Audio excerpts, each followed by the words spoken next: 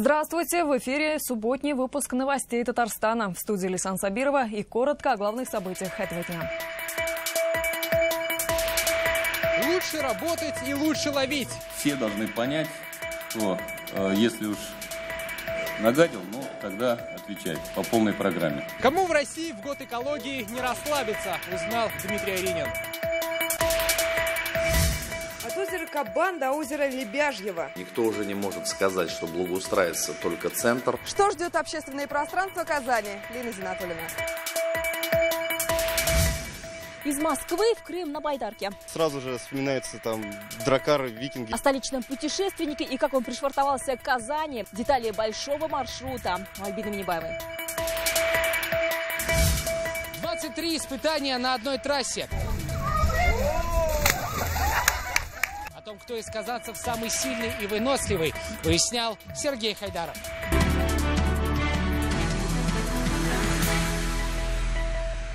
Россия должна быть сильной и устремленной в будущее. Добиться этого можно только за счет упорного труда каждого из нас на своем месте. Сегодня эти слова в Казанском Кремле прозвучали из уст Рустама Минниханова.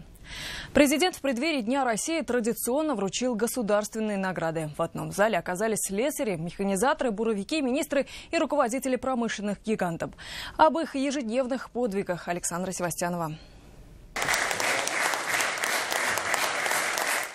За усердие и преданность заслуженная награда. Теперь на груди Ахата Юлашева орден почета. И сегодня он, как полагается, в форме. Дисциплина и выдержка у председателя Союза ветеранов Татарстана вошла в привычку. Всю жизнь посвятил делу военному. А сейчас передает навыки молодежи и поддерживает ветеранов. В настоящее время мы озадачены больше всего патриотическим воспитанием молодежи. У нас замечательная молодежь. Наше общение с ними дает право, дает возможность им узнать, что такое армейская жизнь.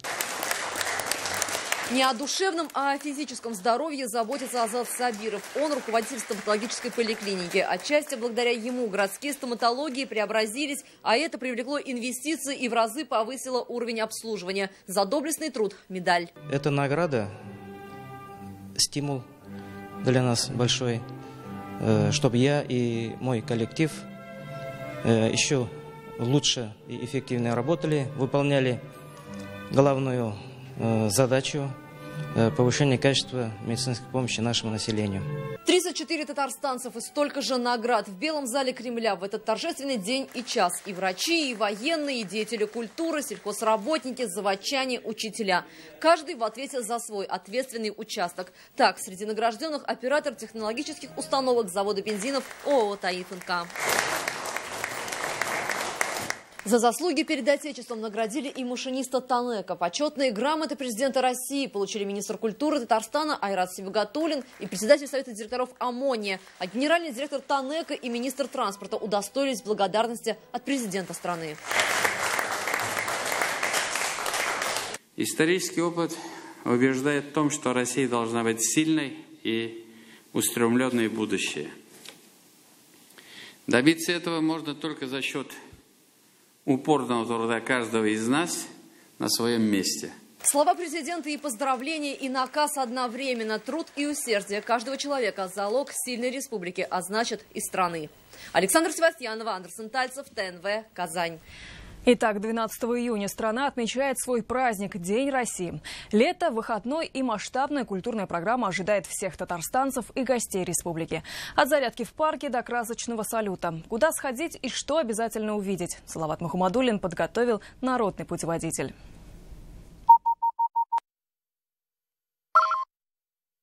Празднование Дня России в Казани обещает быть грандиозным. Афиша гуляния пестрит концертами, фестивалями и даже спортивными состязаниями. Не обойдется и без салюта, но обо всем по порядку. Конкурс детских рисунков, спортивные состязания и концертная программа. Все это в парке «Крылья Советов» с 10 утра и до 3 часов дня. Развернуться можно будет всем. Привычное спокойствие и прогулки влюбленных в парке Урицкого нарушит концерт «Мы вместе». Здесь подведут итоги акции «Чья-то жизнь уже не мелочь». Помочь тяжелобольным детям сможет каждый желающий. Благотворительность празднику не помеха. Заняться йогой, потренироваться и сделать модную фотографию с подписью «Занимаясь спортом даже в выходной день» можно будет в парке Горького. Здесь пройдет акция «Зеленый фитнес». Зеленая, почти зеленая лужайка станет центром притяжения многих любителей спорта. Я знаю пароль, я вижу ориентир, я верю только в это, любовь спасет мир. Это мой нулевой километр, пожирает сентябрьский полдень. Послушать живой рок и увидеть его лучших казанских исполнителей можно будет прямо на этом месте, на Кремлевской набережной. Вообще, эта территория станет центральной в праздновании Дня России. Программа начнется в 14:00, и уже через полчаса внимание гостей и казанцев привлечет фестиваль «Энергия рока». Ну и куда же без танцев, еще и под песни звезд российской эстрады. Поп и рок. День России объединяет. Это лишь часть запланированных гуляний в День России. Концерты пройдут во всех частях столицы республики. Вишенкой же на торте в честь праздника станет салют с акватории Казанки. Не пропустите огненное зрелище. Салават Мухаммадуллин, Марат Саидгараев, ТНВ, Казань.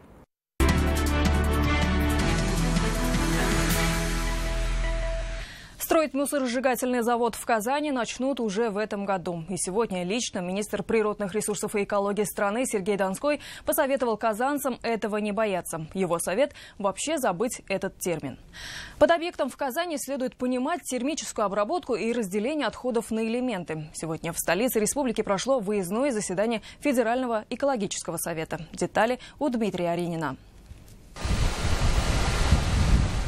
Это цех очистки промышленных сточных вод на Нижнекамском ТАИФНК последний, а точнее самый свежий, вклад республики в дело экологии страны. Обо всем, что на этом поприще делается в Татарстане, сегодня на Федеральном экологическом совете рассказал Рустам Миниханов. Хочу отметить высокую экологическую ответственность реального сектора экономики республики. Лидерами здесь являются предприятия нефтегазохимического комплекса «Татнефть» и ТАИФ. Спектр работ большой. Достаточно отметить, последние годы в республике прошли под знаменами парков и скверов, водоохранных зон и общественных пространств.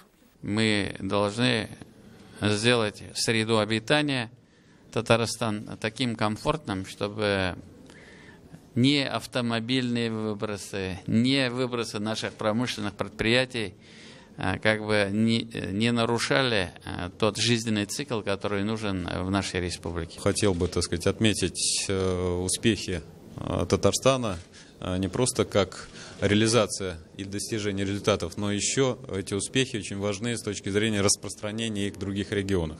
Этот год в стране объявлен годом экологии. По нему намечено более 200 крупных мероприятий. И здесь Сергей Донской в довольно яркой и острой форме обрисовал поставленные задачи. Коллеги, у меня большая просьба, время еще есть, напрячься и все-таки этих результатов добиться. То есть расслабляться мы никому не дадим. Год экологии мы фактически должны реализовать принцип так называемой природоохранной диктатуры. Все должны понять, что если уж нагадил, тогда отвечай по полной программе. Что касается Татарстана, тут федеральный министр предложил Татнефти ввести на предприятии раздельный сбор мусора. При входе в Татнефть, на главный офис, у нас стоит бункер, куда бросаются батарейки. Батарейки тоже хорошо, но я все-таки предлагаю сделать шире. Кроме батареек, еще другие отходы тоже сортировать. Также глава Минприроды посоветовал казанцам не бояться появления мусоросжигательного завода. Это фактически не сжигание, а разделение на элементы через высокотемпературную плазму тех поступающих на этот завод отходов, которые будут собираться, сортироваться. Еще в республике запустят федеральный проект по разведению белых барсов. После их взросления в питомнике они будут расселяться в естественные места обитания. Дмитрий Аринин, Данил Филатов, ТНВ, Казань. Благоустраивать, не нарушая экологию и природное пространство. Сегодня в Казанской мэрии как раз обсудили, что сделать с зелеными зонами столицы. На озере Кабан продолжается экологическое обустройство набережной по эскизу китайской компании. Из пересыхающего Лебяжьего создадут экосистему озер. Осенью туда зальют 1 000 000 кубометров воды. На все про все 800 миллионов рублей. Лена Зинатуллина о том, как преобразится городской ландшафт. На озере Кабан большая стройка. От глаз прохожих берег скрыт высоким забором. Что там будет, можно увидеть на стенде подрядчика и оценить будущую набережную. Красиво и экологично. Амбициозный проект китайской компании в прошлом году подхватили местные застройщики. На дно озера устанавливают сваи для пешеходных дорожек, так что гулять здесь можно будет прямо над водой. По эскизу удивлять казанцев здесь будут еще и каскадами с водными растениями. Сейчас в разгаре только первый этап благоустройства, который завершится в конце года. На Лебяжье планы еще масштабнее. Вместо одного пересыхающего озера 3 полноценных. Малое, большое Лебяжье и Светлое. Сейчас углубляют дно, а осенью озера начнут заполнять. 1 000 000 кубометров воды за 2-3 месяца. Так что оценить обновленную зону отдыха казанцы смогут лишь к весне. Сложность этого проекта состоит в том, чтобы создать не просто бассейны с водой, а создать экосистему. Завозить будем биогрунт с других озер. Будем завозить планктон с других озер. Будем выбирать те виды рыб, которые могут существовать в этом озере. В республике подходит к экватору год экологии и общественных пространств. Парковые зоны Казани раскинулись на 360 гектарах. Появился облагороженный Горкинский-Аметьевский лес. Больше деревьев, фонарей, дорожек и арт-объектов. В этом году в Новом парке, а также на Черном озере, в Крыльях Совета, парках Победы и Урицкого реконструкция завершится. А в списке новых объектов детский парк на Сыртлановой. Ожидания горожан, они с каждым годом все выше, требовательней.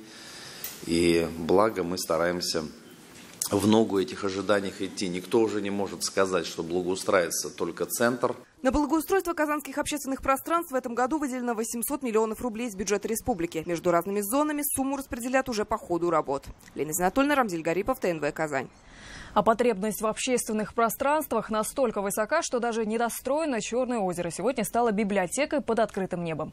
Здесь открылся летний фестиваль книг. Такие в магазинах точно не купишь. А еще лекции и встречи с авторами. Гузаль Шакирова уже прогулялась по книжным рядам. На этом фестивале Илья не в первый раз. Его любимые книги в разделе «Фантастика». Да, уже во второй раз, на самом деле, здесь очень нравится. Пытаюсь какие-то книги себе хорошие найти. Больше по фантастике. Но что-то пока ничего не нашел, поэтому комиксы взял. Здесь лежит татарская литература, а здесь русская. Большинство этих книг не попадут на прилавки сетевых магазинов. Это уникальная возможность приобрести то, что будет не у каждого. Более 80 российских издательств, лекции, мастер-классы и презентации. Главное событие для книголюбов Поволжья впервые под открытым небом. Буквально с первого фестиваля мы хотели провести где-то за пределами смены.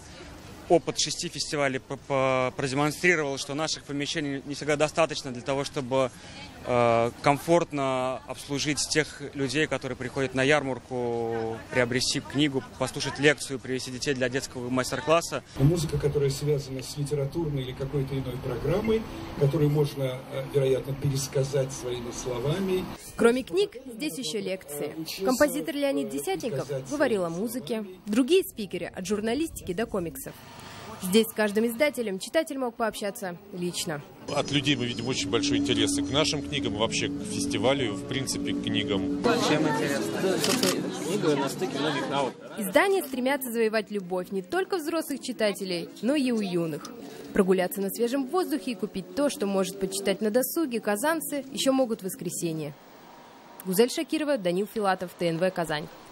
Пока казанцы облюбовали парки и скверы, сельчане занялись этнотуризмом. Выля, Худ, Купас. Меня сейчас поймут только чуваши. Сегодня в Новошишминском районе прошел фестиваль чувашского народного творчества «Игра и гармонь». 12 районов представили народные традиции творчества. О том, как это было, мы расскажем в следующем выпуске новостей в 21:30. От Москвы до Крыма на байдарке путешественник из Московской области Михаил Заря решил пересечь 4000 километров водной глади на морском каяке. Маршрут не из легких, через Волгу, Каму, Азовское и Черное моря. Сегодня Михаил пришвартовался к Казанской пристани. С каким запасом путешественник будет покорять Азовское море, Альбина Минибаева. Это очень редко бывает, когда так прям к берегу пришвартовываюсь. Это значит большой город и значит... что-то будет интересное впереди. Еще это значит, что путешественник Михаил Заря в Казани месяц на воде. Еще минимум 2,5 до финиша. Конечная точка – Крым. Постоянно в спасательном жилете. А под сердцем самое главное. Ну, здесь у меня в гермочехольчике документы, паспорт и фото любимый. Это обязательно. Михаил стартовал из Москвы, почти месяц в пути, проплыл 4000 километров. За 4 месяца байдарка станет не просто средством передвижения, но и домом. Я хочу показать зрителям, что здесь действительно есть сковородка. То есть в байдарку умещается сковородка, хоть маленькая, но мне кажется, это спасает. А мы в Казани с Чак-Чаком встречаем. Поэтому Спасибо. вот не знаю, куда, Михаил, положишь. Но... Углеводами и калориями. Так встречают путешественника уже в Казани. За его маршрутом следят и в филиале Международной академии туризма. Может быть, даже в книгу рекордов Гиннесса попадет. Кто на каяке проплывал по такому маршруту? Увидеть хочу страну, просто попутешествовать и зайти в все маленькие села, деревеньки, города. Следующая контрольная точка Камское устье, потом Ульяновск, но перед спуском на воду передышка в Казани. Задержусь завтра до обеда и посмотреть хочу все. Уже завтра после полудня снова на большую воду, следуя своему маршруту. Альбина Минибаева, Рамзиль Гарипов, ТНВ, Казань. 23 испытания на одной трассе. Сотни казанцев и гостей столицы решали, кто самый сильный и выносливый. Сегодня под Казанью шли настоящие гонки героев. До финиша дойти смогли не все. Почему? И о тех, кому все-таки покорился маршрут, Сергей Хайдаров. 3, 2, 1, От обычного забега старт гонки героев отличает предельное волнение участников. Им предстоит не просто пробежать больше 10 километров трассы. Самое сложное – преодолеть 23 препятствия. Проверить свои силы решились сотни человек. Алсу Матшина признается, вышла на старт в поиске новых ощущений. Когда ты мама двоих детей, у тебя как-то уже такая размеренная жизнь, хочется что-то такое, чтобы тебя встряхнуть, почувствовать, что тебе еще 18. Организаторы гонки приложили максимум усилий, чтобы каждый мог встряхнуться. Пожалуй, самым интересным и захватывающим этапом гонки считается тарзанка. Вся сложность в том, что сначала участники должны подняться на высокую конструкцию при помощи каната, после чего преодолеть еще 30 метров над водой благодаря силе рук. Участникам гонки героев приходилось не только ползать, бегать и плавать, но иногда даже падать. Такие неудачи только мотивировали участников. Скорость и время забега фиксировали специальные чипы на спортсменах. Остановиться для них значит проиграть. Отлично все. Тяжело. Я счастлив. Ну а на финише гонки участников ждет самое сложное испытание. Называется оно Эверест. Именно здесь им нужно преодолеть 8-метровую гору. И очень часто они прибегают к таким вот хитростям. Героем испытания Эверест стал Дамир Ахунов. 10-километровку он бежал вместе со своей женой Региной. Поняв, что супруга сама на гору не поднимется, проблему решил по-мужски. И, безусловно, на Эвересте, мне кажется, все видели, как он забрался первый, а я уже была как мешочек, который просто подтянули. Хотя изначально мы решили на семейном совете, что друг друга ждать не будем. Но в итоге мы бежали практически вместе, сплоченные, помогали. Победителем гонки героев стал Камиль Загидулин. На то, чтобы преодолеть весь маршрут с препятствиями, молодому человеку потребовался 1 час и 34 секунды. Организаторы обещали, что уже в августе этого года подобные соревнования вновь соберут любителей здорового образа жизни. Сергей Хайдаров, Азат Самигуллин, ТНВ Казань. Большая семья, большое путешествие. Из Челнов в Казань сегодня приехали новые герои проекта в объективе ТНВ «Большая семья». Это многодетная семья Орловых. И вместе с ТНВ осуществила свою давнюю мечту. Побывала в аквапарке. Супругов Орловых и Казань связывают давняя любовь. Здесь они учились, здесь же познакомились и влюбились друг в друга. Плоды их любви – семья и дети. Сегодня их целых 9. Самые младшие – копи-родители. Полюбили ли они Казань так же, как в свое время мама и папа? Мы расскажем в понедельник. И уже по традиции обзор всего самого интересного за неделю. Арман Кастанян и его рубрика «В сети» завершает информационную картину дня.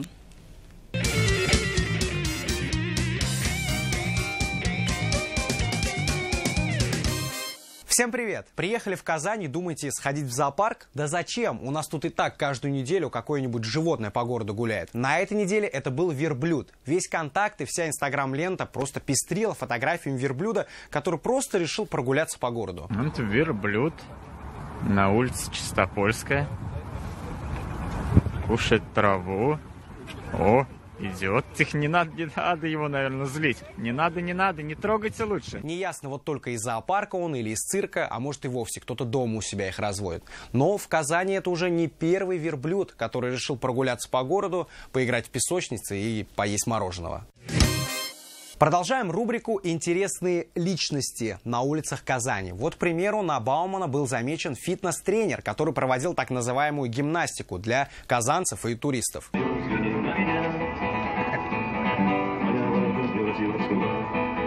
Видеоролик быстро разошелся по всем казанским соцсетям, но пользователи решили, что этому видео нужно для полного антуража еще музыкальное оформление. Вдох глубокий, руки шире, не спешите, 3-4, бодрость духа, грация и пластика. Если он будет так продолжать, то мы уже скоро увидим накачанного фитоняшку. А вы бы пошли к такому тренеру?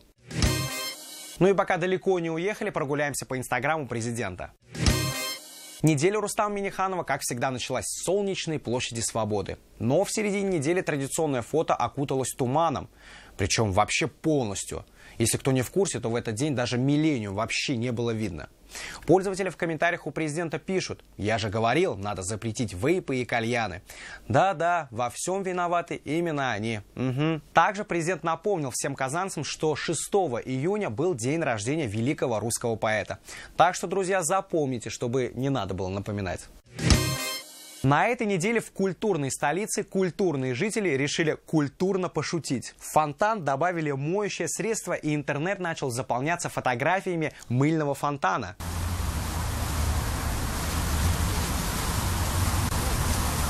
Нет, выглядит, конечно, прикольно и интересно, но все же делать так не стоит. Ну ладно, один раз можно. Давай, бери порошок, поехали в парк Горького, быстро. Яркий пример того, что эти ваши прямые трансляции в соцсетях до добра не доведут. Парень хвастался крупной пачкой денег, а потом услышал, что его дверь кто-то вскрывает.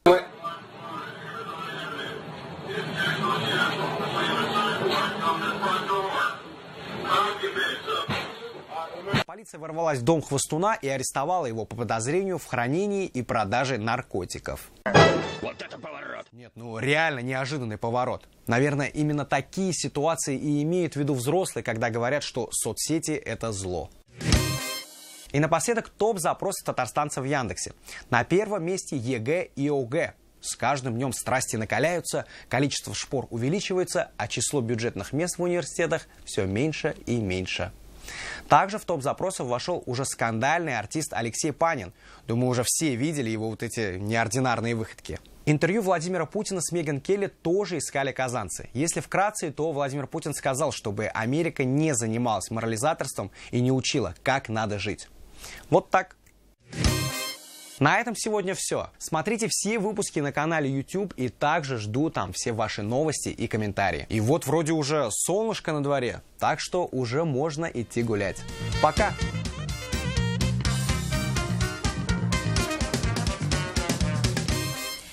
На этом у меня все. Впереди вас ждет прогноз погоды. А я напоминаю, что все репортажи этого выпуска можно увидеть на сайте нашей телекомпании, а также на канале YouTube. До встречи в 21:30.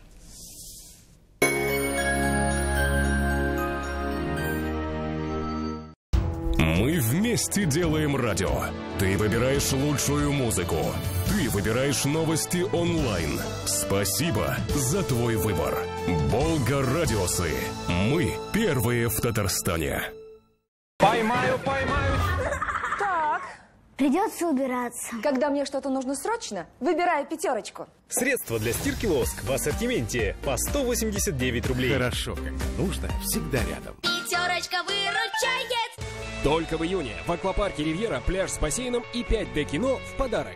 Не пропустите! С 14 по 18 июня ювелирная выставка на Казанской ярмарке. Внимание! Срочная ликвидация склада новых Nissan. Скидка 180 тысяч, не предел. Подробности в автоцентре «Марка». Звони 4 5 3 единицы. Ура! Каникулы! Не надо учиться! Я иду в дельфинарий! Дельфинарий в Набережных Челнах 70 16 42. А теперь и в Казани на Декабристов 1 523 83 94. Открытая студия Ретро-ФМ в ТЦ Горки Парк. Ежедневно с 14 до 15 часов приходите в нашу открытую студию в торговом центре Горки Парк и передавайте приветы своим близким. Зорги 11Б. Подробности в группе Ретро-ФМ Казань ВКонтакте.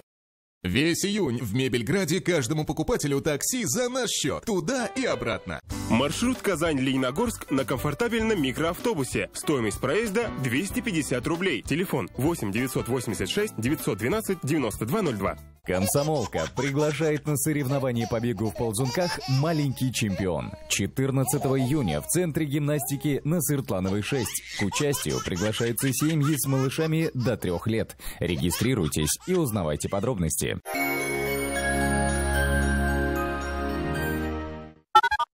Взаимопомощь и поддержка нуждающихся – это одна из основ жизни общества. В хадисе пророка Мухаммада, мир ему, говорится: «Не уверовал в меня тот, кто заснул сытым, зная, что рядом с ним находится голодный сосед».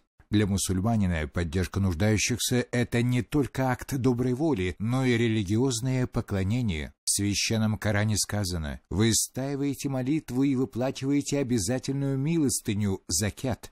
Закят – это третий столб ислама и одна из ключевых обязанностей мусульманина. Материальные средства, которые мусульманин жертвует в качестве закята, идут на поддержку нуждающихся, инвалидов и малоимущих семей. Зачастую именно закят становится последней возможностью оказать помощь тяжело больному ребенку или человеку, оказавшемуся в безвыходной ситуации. Благотворительный фонд «Закят», жертвуя во благо.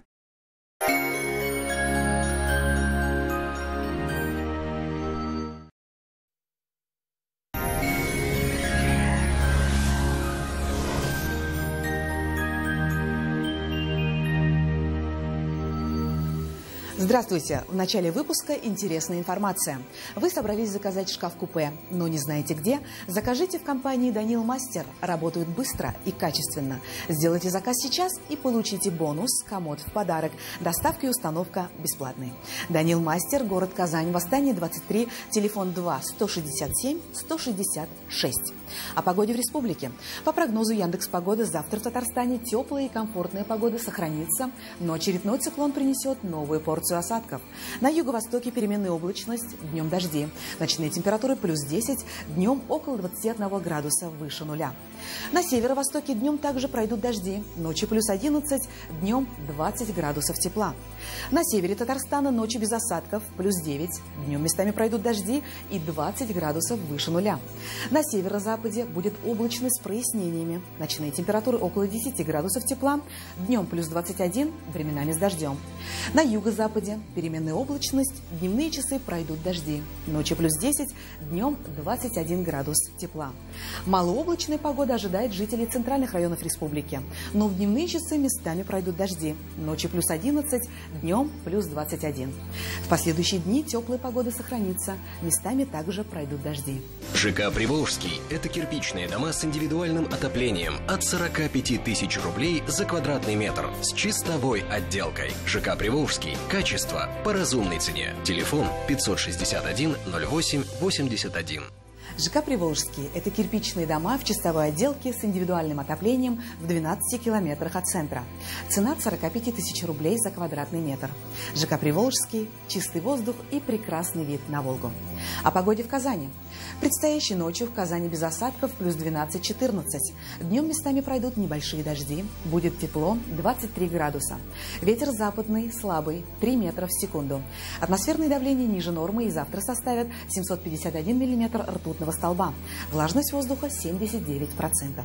Это вся информация к данной минуте. В студии была Лейла Латыпова. Хороших выходных в кругу близких. До свидания.